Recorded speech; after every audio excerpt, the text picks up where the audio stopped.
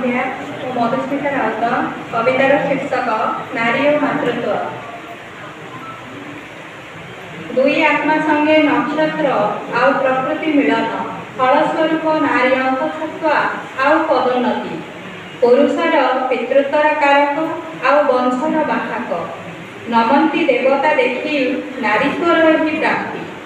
ପୁରୀ ଉଠେ ଅଗଣା ଆଉ ହସି ଉଠେ ପୃଥିବୀ। ପ୍ରସବ ବେଦନା କଷ୍ଟେ ଅସହ୍ୟ ଯନ୍ତ୍ରଣା। ଆଖି ଆଗି ଦେଖିଲେ ସେ ଜୀବନ ବିକଳର କାନ୍ଦ।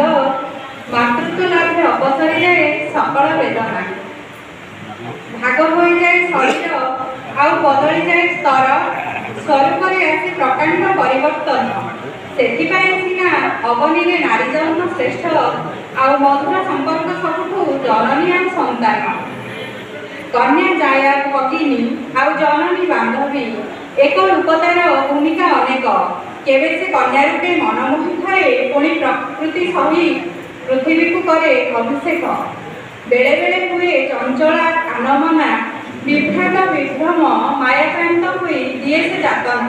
ତଥାପି ନାରୀ ଅପରୂପା ଆଉ ଅନୁପମା। ମାତୃତ୍ୱରେ ଘରେ ପୃଥିବୀର ବନ୍ଧୁତ୍ୱ ବେଦନା।